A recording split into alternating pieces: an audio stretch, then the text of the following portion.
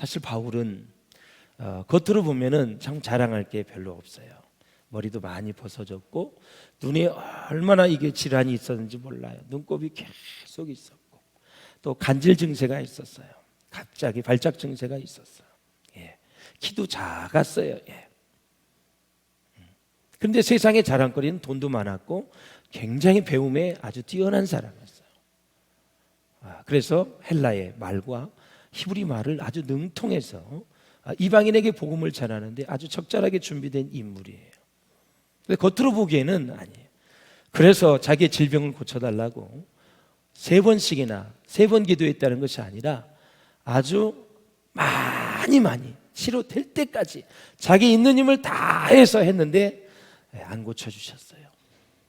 자기는 다른 죽은 사람도 살렸어. 많은 병자를 다 고쳤어. 근데 자기 병은 못 고쳤어요. 내게 은혜가 축하도다. 이유가 뭐예요? 너무 자고하지 않게 하기 위해서 하나님이 그냥 병을 그대로 놔둔 거예요. 병까지 고침받고 하면은 사도 바울이 어떻게 될 것인가를 하나님은 다 아셨던 것 같아요. 그래서 그냥 놔두고 그걸 통해서 하나님만 의지하고 더 겸손하게 주님만 바라볼 수 있도록 그냥 놔뒀어요. 모든 질병의 치료도 주님의 주권하에 있는 거구나. 할렐루야. 누구는 치료받고 안 받고 다 주님의 손에 맡기고 치료받으면 더 충성스럽게 하나님 앞에 봉사하면 되는 거고 넌 여기까지야 하면 다 주님 의지하면서 하나님 품에 안기시는 거고 전혀 이 세상에 연연할 필요가 없이 우리 주님의 주권을 전폭적으로 인정하고 나아가면 우리에게 참 평안과 자유함이 우리 가운데 있게 될 줄로 믿습니다. 그것이 임하게 되면 걱정 근심이 사라지게 되지요. 더 좀 살아야 될 텐데 그것을 내려놓게 되면 우리는 이제 우리의 마음이 천국으로 이미 다 가게 된 것이죠. 그러니까 세상에 미련이 없는 것이죠. 사랑하는 가족들, 사랑하는 친구들, 사랑하는 직장 동료들 많은 분들 생각이 나겠지만 언젠가는 다시 만나리라 확신을 가지고 좋은 말로 또 우리는 격려를 하며 위로하면서 아주 주님의 품에 안길 수 있는 그러한 신앙으로 준비될 수 있다라는 거죠. 사랑하는 여러분, 결국 자신의 약함을 자랑하는 것이 주님을 자랑하는 것입니다. 여러분, 약함을 많이 자랑해서 주님이 이렇게 일하셨다고, 이렇게 역사하셨다고, 이렇게 도와주셨다고 늘 주님만 자랑할 수 있기를 주의 이름으로 축원합니다. 조금이라도 나를 드러내고 내가 자꾸 이렇게 나타내기를 원하면 이제 그 틈을 마귀가 계속 사로잡거든요. 네가 최고야. 그래도 확 뒤로 넘어가면 돼. 이렇게. 그래서 그럴 때마다 조심하셔서 하나님만 생각하고 주님의 은혜만 생각하고 죽었던 나의 영을 살려주신 분은 그분이다. 십자가의 사랑만 막 생각하면서 그분의 사랑에 흠뻑 빠져드는 인생. 그러면 우리의 인생의 이 세상 것들이 잘 정리가 되어지고 이건 것들은 다 하나님의 영광을 위해서 살아야 되겠구나 하면서 삶이 영적으로 또 말씀으로 잘 우선순위가 정해져서 우리는 행복한 인생을 살 수 있다라는 것입니다. 사랑하는 여러분, 그렇습니다. 자신의 약함을 정직하게 노출시킬 때 그 삶에서 나오는 능력이 나에게서 나오는 것이 아니라 하나님으로부터 나온 것임을 이제 주위 사람들이 보게 됩니다. 그럴 때 우리 하나님께서 영광을 받아주시는 것입니다. 자, 본문 1절에서 5절에 보면 바울은 자신의 약한 모습을 그리고 있습니다. 사람들은 남들에게 자신만만한 모습을 보이려고 하지만 사도 바울은 3가지를 얘기합니다. 복음을 전할 때 참 약했다, 두려웠다, 떨었다, 그런 얘기를 하는 것입니다. 유대인들이 얼마나 가는 곳곳마다 집요하게 따라다녀서 바울을 돌로 쳐 죽이고 또 위에서 밑에서 떨어뜨려 죽이려고 하고 아주 이루 말할 수 없이 가는 곳마다 바울 죽이기 결사조가 따라다녔습니다. 걸렸다 하면 죽는 것입니다. 그것도 두렵고 또 낯선 곳에 가서 아테네에서 또 이제 오늘 본문에 나온 고린도에서 복음을 전할 때 반대자들이 또 얼마나 많았습니까? 빌립보에서는 여러분 귀신 들린 여자를 다 고쳐줬는데 그걸 또 이제 주인이 자기에게 수입이 안 들어온다 그래서 결국 고소를 해가지고 빌립보 감옥에 들어가게 되었죠. 아니, 감옥을 그냥 제 집 드나들듯이 이쪽 감옥, 여기 빌립보 감옥, 어디 감옥 계속 드나드는 거예요. 그럼에도 불구하고 그가 주님을 자랑하고 복음을 전하는 일을 절대 쉬지 않고 중단 없이 그 사역을 이루는 모습을 보고 참으로 이 시대에 참 하나님이 저렇게 귀하게 쓰는 인물들을 하나님 우리 비전교회에서 세워주시옵소서. 우리 한국교회에 저런 인물들이 나오게 하여 주시옵소서. 계속 기도하고 있습니다. 여러분, 이 시대에 수많은 인물들도 중요하지만 하나님의 말씀에 매여서 사는, 사랑에 매여서 사는, 주님의 능력에 사로잡혀서 복음을 전하는 인물들이 많이 나와야 됩니다. 그저 대충 이렇게 하는 것이 아니라 목숨 걸고 생명 걸고 일사각오의 정신을 가지고 하나님 앞에 복음을 전하는 자들이 이 땅에 우주승처럼 일어나야 된다라는 거죠. 사랑하는 여러분, 우리 한번 1절을 같이 보시겠습니다. 시작. 형제들아, 내가 너희에게 나아가 하나님의 증거를 전할 때에 말과 지혜의 아름다운 것으로 아니하였나니. 아멘. 바울은 자신의 사역을 무엇이라고 얘기하냐면 하나님의 증거를 전하는 것이다. 그런데 이 어구에서 증거라는 말은 비밀이라는 말로 사실 번역을 해야 원문에 가까운 것입니다. 그러니까 바울은 어떤 사역을 감당하냐면 하나님의 증거를 전한다. 이 증거가 비밀이라 그랬어요. 하나님의 비밀을 전하는 것이 그의 사역이었습니다. 그렇다면 자, 하나님의 비밀은 무엇일까? 그럼 바로 복음을 얘기하는 거죠. 왜 복음이 비밀이 될 수 있을까? 비밀은 분명히 존재하는데 사람들의 눈에 드러나지 않고 감추어져 있는 어떤 것을 가리켜서 비밀이라고 합니다.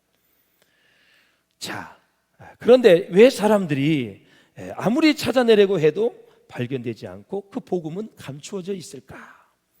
사람들은 상식에 맞아야 찾아낼 수 있습니다. 상식을 넘어서면 사람들은 찾아낼 수가 없어요. 이처럼 복음은 상식을 넘어서는 진리이기 때문에 사람들이 찾아낼 수가 없어요. 그래서 복음은 비밀입니다. 복음은 상식의 차원을 넘어서는데도 실제로 일어난 일이기 때문에 그래서 놀라운 거고 경이로운 것이다. 바울은 그렇게 얘기하고 있어요. 이렇게 놀랍게도 성령님께서 사도 바울의 메시지에 함께 하심으로써 많은 고린도 교회 교인들이 복음을 받아들이고 구원을 받았어요.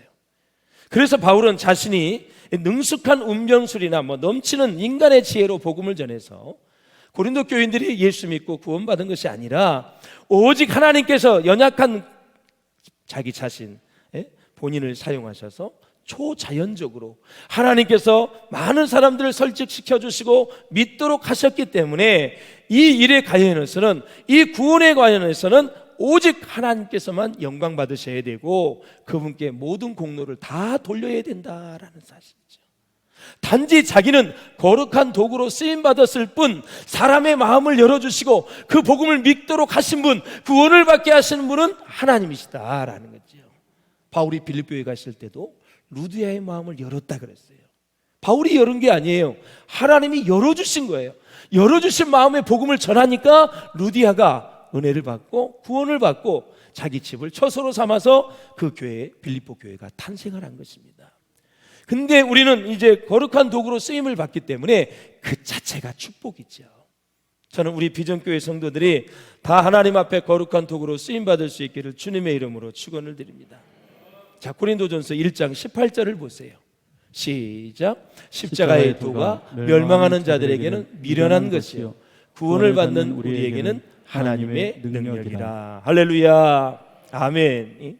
사랑하는 여러분, 하나님께서 가장 원하는 것이 무엇입니까? 바로 영혼을 구원하는 것입니다. 그래서 우리가 영혼을 구원하고 치유하고 회복하는데 내가 하나님 앞에 쓰임을 받는다면 가장 의미 있는 일이 될 것이고 그 사람은 축복받은 사람이다라는 거예요. 그래서 우리는 영혼을 구원하는 사역에 적극적으로 동참을 해야 됩니다. 바라기는 여러분 한 분 한 분 때문에 교회가 더 부흥하시기를 바라고 예수 믿는 사람이 더 많아지는 복이 임할 수 있기를 주의 이름으로 축원을 드립니다. 고린도 교회의 분쟁은 이렇게 귀중한 영혼을 구원하는 사역에 크게 걸림돌이 됐습니다. 그걸 제거를 해야 되거든요. 그래서 고린도전서 1장에서 분쟁의 원인을 두 가지로 우리가 살펴보았어요. 먼저는 지도자들을 둘러싸고 자기가 좋아하는 지도자를 따라서 교회가 나누어지는 위기를 경험했던 교회. 두 번째는 이제 사람들의 지혜를 우상화하고 또 지도자들을 다 따르는데 그 지혜 있는 사람을 막 좋아하고 그래서 그 사람들끼리 모였어요. 그래서 사람의 지혜를 높일 때 거기에 파당이 생긴 거예요. 하나님의 지혜를 높일 수 있기를 주님의 이름으로 축원을 드립니다. 그래서 사랑하는 여러분, 바울은 그에 대한 처방으로 하나님의 지혜에 초점을 맞췄으면 좋겠다. 그렇다면 하나님의 지혜의 가장 중요한 초점은 무엇일까요? 바로 십자가의 복음입니다. 여러분. 어려울 게 없어요. 하나님의 지혜가 무엇입니까? 물어보면 십자가의 복음입니다. 대답하면 되는 거예요. 하나님의 최고의 지혜의 절정체는 십자가에서 날 위해 돌아가신 예수님이십니다. 그 십자가의 복음이 바로 하나님의 지혜이다라는 거죠. 복음이야말로 하나님의 지혜의 결정판이라고 할 수 있는데요, 한 사람이 힘없이 죽어간 십자가, 가장 연약하고 고통스럽게 죽어간 십자가, 그러나 이 십자가가 인간의 구원이 되고 생명의 여러분 구원이 될 것을 누가 알았겠습니까? 십자가에 매달려 6시간 동안 저렇게 피를 흘리며 온통 고통을 당하는 예수님, 저기서 죽으면 끝이다. 유대인들은 그렇게 생각을 했어요. 대제사장과 서기관 바리새인들은 다 그렇게 생각을 했어요. 죽는 순간 우리가 승리다 만세를 불렀어요.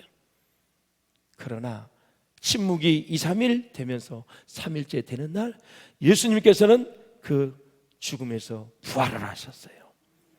그러니 얼마나 놀랬겠습니까 여러분. 3년 동안 따라다녔던 제자들도 다 방문을 걸어 다니고 다 무서워서 숨어 있었는데 그때 예수님이 다 부활하신 몸으로 나타나신 거예요.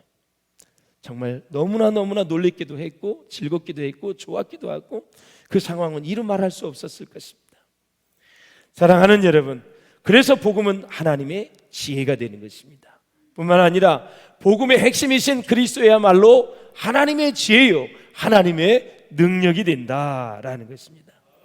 그렇다면 결론은 나왔습니다. 십자가의 놀라운 은혜를 다시 경험하면 하나님의 능력이 내게 임하는 거고 하나님의 지혜가 내게 충만하게 되는 것입니다. 여러분. 그래서 복음의 원천은 하나님. 그렇다면 복음은 누구로 말미암아 전달되었습니까? 2장 10절에서 16절에 보면 성령에 의해서 전달이 됐습니다. 성령께서 이 복음을 우리에게 전달시켜 주신 것입니다. 그런데 고린도인들은 우상을 숭배하고 사람의 지혜를 자랑하고 복음을 모르기 때문에 알지 못하는 신을 섬긴 것입니다. unknown God 이렇게 영어로 얘기해요. 알지 못하는 신. 그런 간판이 붙어있는 신상 앞에서 바울이 지금 열정적으로 연설을 하고 설교를 하고 있는 것입니다. 어떤 설교를 했어요? 아테네에서 했던 설교입니다. 너희가 알지 못하고 섬기는 신을 내가 알게 하겠노라. 다들 모여라. 그래가지고 천지를 창조하신 하나님이 어떻고 계속해서 열정적으로 설교를 하는. 그런데 거기에서는 실패했어요. 맨 마지막에 예수에 대해서 조금 말했습니다만 거기에서는 실패했어요. 결국 아테네에서는 핍박도 없고 열매도 없이 쫓겨났습니다. 거기서는 교회를 세우지 못했어요. 사도행전을 보면 가는 곳마다 교회를 세웠고 단 며칠을 머무는 곳에서도 교회를 세웠던 사람이 바울이었습니다. 그런데 아덴에서는 상당히 오래 있었는데도 불구하고 교회를 세우지 못하고 쫓겨나다시피 했습니다. 그렇다면 다시 한번 우리가 생각해 보자면 unknown God, 알지 못하는 신이 도대체 이게 뭐냐? 그 신을 바울이 알게 하겠다고 그러는 거예요. 이게 굉장히 철학적으로 얘기를 했지만 열매가 없었던 것을 우리가 볼 수가 있어요. 궤변입니다. 신을 섬기는 사람들은 신의 이름을 많이 만들잖아요. 그래서 이건 무슨 신, 저건 무슨 신, 달걀귀신 굉장히 많잖아요. 다 이름을 붙입니다. 일본에도 신이 많지요. 그래서 야오로우스노 오카미라는 그런 말이 있듯이 일본에는 800만의 신을 갖고 있다 그래요. 800만. 그렇다면 전 세계에서 어느 나라가 신이 제일 많냐면 인도입니다. 신이 무려 2억이나 된다고 그래요. 있는 대로 다 갖다 붙이는 것입니다. 그런데 이렇게 이름을 붙여 나가다가 괴로워지는 것이 무엇이냐면 혹시라도 이름이 빠진 신이 있으면 어떡하나 하는 두려움이 생기는 것입니다. 그래서 할 수 없이 만들어 놓은 신이 뭐냐? 이름 없는 신, 알지 못하는 신. 그러니까 이게 무슨 신이냐면 우리 미련한 인간들이 이름을 못 불렀더라도 용서를 하고 여기서 제사 좀 드릴 테니까 제사 얻어먹고 우리에게 불행한 일을 주지 말라는 알지 못하는 신까지 섬겼던 고린도 교회 사람들을 이야기하는 거예요. 그래서 이런 사람들 앞에서 바울이 너희가 모르고 섬기는 하나님을 알게 한다고 막 소리를 치고 설교를 했지만 결국 아테네에서는 실패했다라는 거죠. 자기 교회 자기가 넘어간 것입니다. 이렇게 실패하고 나서 용기가 막 떨어져 버리고 힘이 빠져버리고 그 복음의 핵심을 잃어버리고 말씀과 성령과 그리고 이제 그리스도를 다 놓쳐버리고 말았어요. 성령의 역사가 일어나지 않으니까 견딜 수가 없는 거고 아테네에서는 구원의 열매가 아주 극소수에 불과했다라는 것입니다. 그래서 이런 말이 있어요. 아테네에서는 반발도 없었다. 그리고 열매도 없었다. 고린도 교회에서는 고린도 그 시에서는 반발이 심했지만 열매는 많았다. 아테네에서는 핍박이 없었지만 열매도 하나도 없었다. 그런 얘기를 하는 거예요. 그래서 바울은 이제 고린도에 와서 복음을 붙잡고 사람의 지혜가 아닌 하나님의 지혜로 무장하며 강력하게 단순하게 복음을 선포한 것입니다. 복음은 가능하면 투박하게 보일지라도 단순하게 전해야 하나님의 능력이 나타납니다. 바울이 고린도에 와서는 설교할 때 세상의 지혜로 하지 않았습니다. 왜냐하면 세상의 지혜에 근거한 믿음은 그 지혜보다 더 큰 지혜가 등장하면 무너질 수밖에 없기 때문에 그렇습니다. 우리 주위에서 보면 철학이나 신학책을 많이 읽고 논리에 근거한 설득에 의해 예수를 믿게 되었다는 분들이 계십니다. 그런데 이런 분들은 어느 날 갑자기 막 의문에 의문을 품고 엉뚱한 의문을 품고 나중에 쉽게 믿음이 흔들려요. 그리고 사소한 것에 실망해서 시험에 빠지기도 하고 그리고 심지어 교회와 멀어지고 나중에는 교회를 떠나기까지 합니다. 거기에 비해서 어떤 때는 신앙생활을 하는 모습이 때로는 좀 기복신앙으로 보일 수도 있지만 다소의 비판을 받기도 하지만 아주 단순하고 우직하게 믿는 사람들이 있어요. 그런 사람은 기도 응답도 많이 받고 교회 봉사도 열심히 하고 헌금도 즐거이 하고 왜냐하면 하나님의 능력이 그 안에서 역사하기 때문에 그래요. 할렐루야. 사랑하는 여러분, 하나님을 자랑하고 영광 돌리는 삶을 살려면 단순하게 믿고 단순하게 전해야 될 줄로 믿습니다. 학문을 많이 닦는 사람이나 사회적인 지위가 있는 분들에게 복음을 전할 때는 그들의 구준과 또 기호에 맞는 언어나 방법을 가지고 복음을 전해야 한다고 생각하지 마십시오. 그러나 여러분, 자신이 믿는 예수님을 단순하게 전하면 돼요. 솔직하게 전하면 돼요. 말의 기교가 아니라 복음 자체가 하나님의 능력이 되기 때문에 예수님이 당신의 죄를 위해서 죽으셨습니다. 예수님이 당신의 죄를 위해서 피를 흘려서 십자가에 죽으셨습니다. 죽은 지 3일 만에 부활하셨습니다. 사망과 권세를 이기시고 살아나셨습니다. 그 예수님을 믿으면 구원을 받습니다. 단순하게 전해야 된다는 거예요. 사랑하는 여러분, 예수 믿는다는 것이 무엇입니까? 한마디로 결단하는 거예요. 무슨 결단? 3단계의 결단이 있는데 첫째, 예수를 주로 고백하는 결단입니다. 그동안 이것저것 믿어왔습니다마는 이제는 다 버리고 주님만 섬기겠다는 결단입니다. 이제는 주님을 내 구주로 영접하면서 주님만 섬기기로 내가 하나님 앞에 작정하는 거, 이것이 바로 첫 번째 결단입니다. 두 번째는 나 자신을 위해 살지 않고 내 모든 영정을 다해서 복음 전하는 일을 위해서 살겠습니다. 결단을 하는 것입니다. 사랑하는 여러분, 어느 순간에 하나님의 깊은 말씀을 깨달을 때가 있어요. 어느 순간에 은혜를 받을 때가 있어요. 그러면 시간이든 무엇이든 다 주님의 교회를 위해서 한번 바치고 싶고 헌신하고 싶은 마음이 생겨요. 교회가 필요로 한다면 언제든지 시간을 내드리고 싶고 물질도 드리고 싶고 내 건강을 헌신하고 싶은 마음이 생기게 되는 것입니다. 그래서 교회는 은혜를 받게 하면 헌금 설교할 필요도 없습니다. 봉사해라 말아 할 필요가 없습니다. 은혜 받으면 봉사하고 싶어져요. 헌신하고 싶은 것이 바로 하나님이 그렇게 만드셨어요. 그리고 은혜를 받으면 하늘을 향해서 살고 싶어져요. 하나님만 바라보고 싶어요.